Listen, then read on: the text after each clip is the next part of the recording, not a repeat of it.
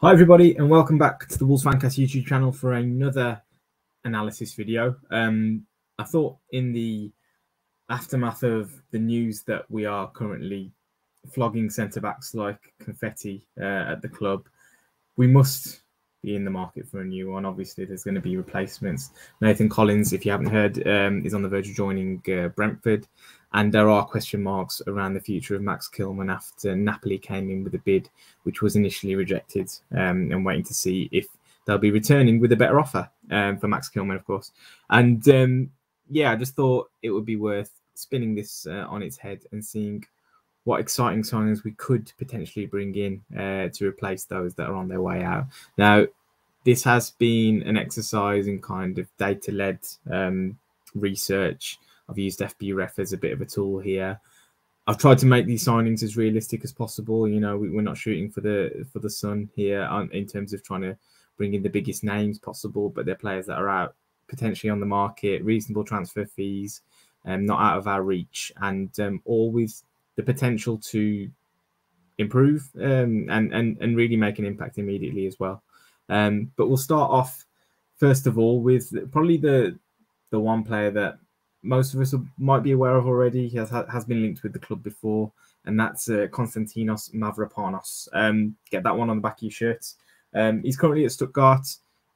Former Arsenal player, was there as a youngster, kind of came in from Greece immediately, spent a bit of time there. So has some limited Premier League experience, but actually ended up going out on loan to the Bundesliga and making a name for himself here. You can see from his FBref data that he's really impressive on all of his metrics. But from what I've seen of him, he's a right-sided centre-half. He tends to play in a back three. So he's quite happy defending wider spaces, and he's very much kind of that all-action kind of. He's a real kind of statuesque Greek, physically imposing centre-half. You know, almost they kind of have a bit of a conveyor belt over the years of really kind of imposing centre-backs from Greece. And I think he'd be a really, really interesting signing. He's also positive in possession. He can carry the ball. He can pass it well. As a player who's spent some time at Arsenal, you'd expect perhaps, and he could be a little bit more on the expensive side. He is likely to be courted by other clubs. I believe Nottingham Forest have been linked with him recently. He does apparently have a £21 million release clause. His value on Transfermarkt is €15 million at the moment. His contract runs out in 2025. You know, a few things are kind of lining up there, which could mean that he's available for a transfer at this point. And he's moving on to bigger and better things. He's at an age now where I think he's got a good experience, and he's ready to kind of take that step up from a kind of mid-table Bundesliga team. And from what I understand, you know,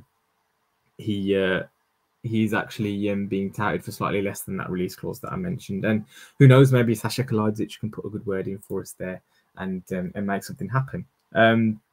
Moving on, I've moved into Liga for my next player, Arthur Theatre from Reims.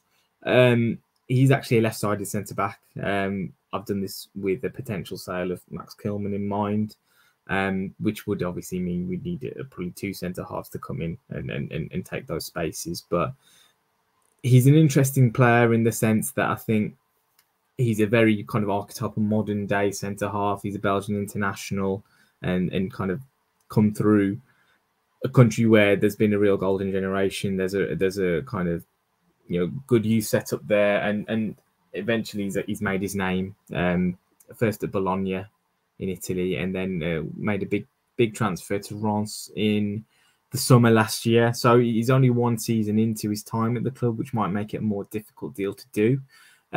But in quite a high possession team, they've had a successful season this time round. He's a real kind of bonus when it comes to moving the ball forward. You can see here on the ball, his metrics look really good. Defensively on that front, it doesn't look that impressive, but from what I've seen of him, he's very kind of aggressive with his positioning. He's quite happy engaging players higher up the pitch. So if you are penning teams back with your possession, he's quite good in terms of that rest defense. And he's a technically very, very good player. Some of the goals he scored actually were really impressive finishes when he got a chance to take a shot at goal. Not especially area dominant for a tall guy, but I think maybe that's because, like I say, when it comes to data, if you're in a high possession team who's keeping the ball really well, then sometimes those numbers don't reflect that highly, that well on you. Your interventions are less on things like tackles, on things like aerial duels and such like. So interesting player, might be on more of the expensive side, but one to keep an eye out on for sure. Third, this one was suggested by Fancast teammate Jafo, guy called Murillo from Palmeiras.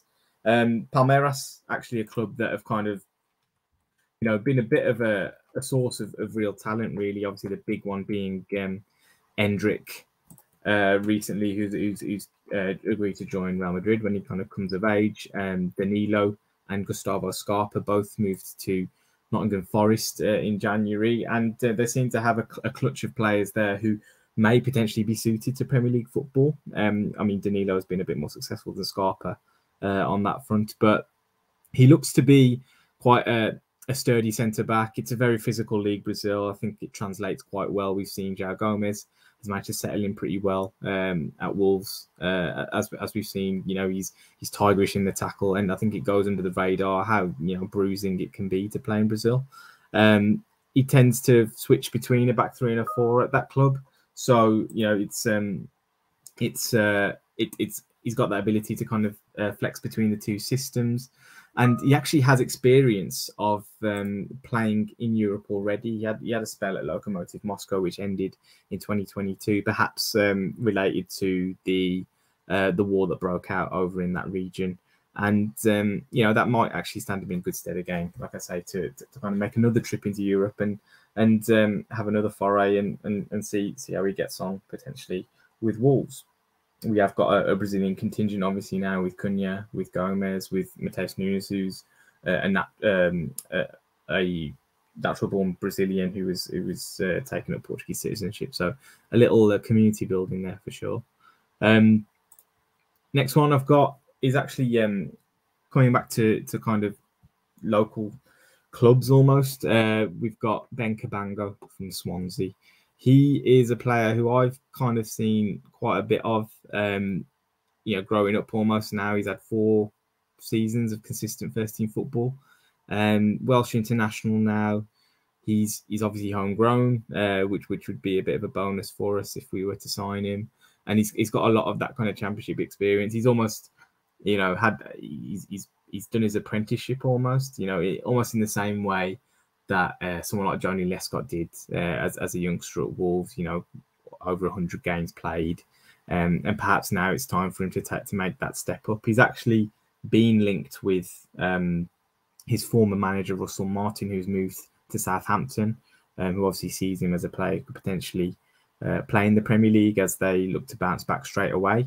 But again, slight caveat in terms of the data. Swansea are a very kind of possession-heavy side, 60% and sometimes 70% possession in some of their games. So, those numbers in terms of possession, obviously he has to be good to retain the ball that much, but slight caveat on those real high metrics there, that they're on the ball a lot. And then vice versa with his defensive numbers, because they are keeping the ball so much, he's not necessarily intervening as often as a player who plays in a more defensive side would.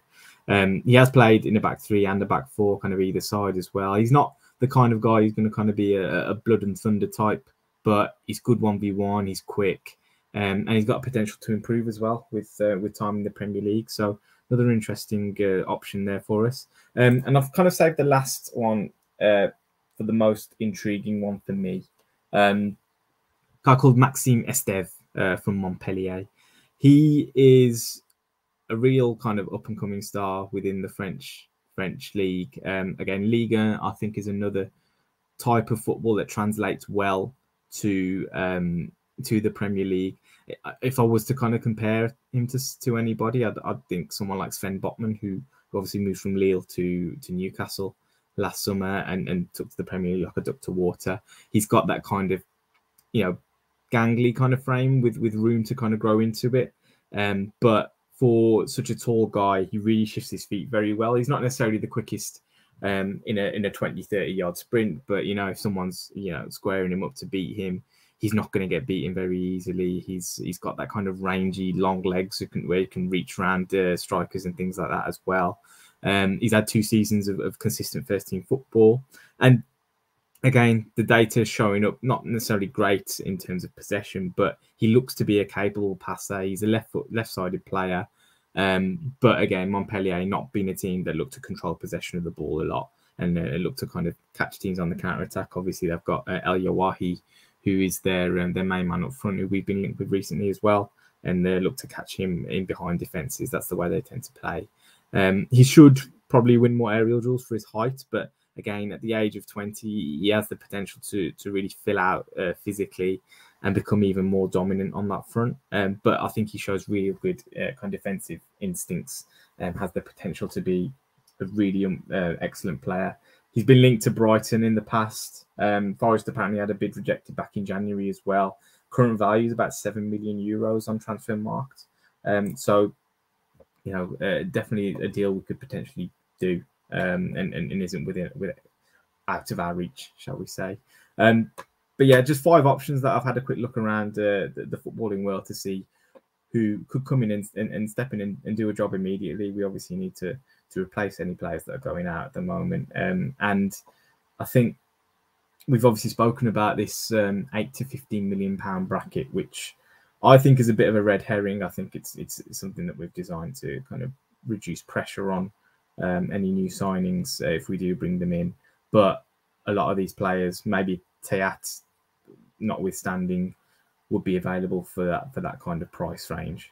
So who knows, maybe someone will go and have a look at these, and be interesting to see if they come in and do a job for us. But like and subscribe. If you've got any other names that you can think of that you think would be real good options for us at Wolves, drop them in the comments below. And we'll speak soon as more and more transfer activity happens at Wolves.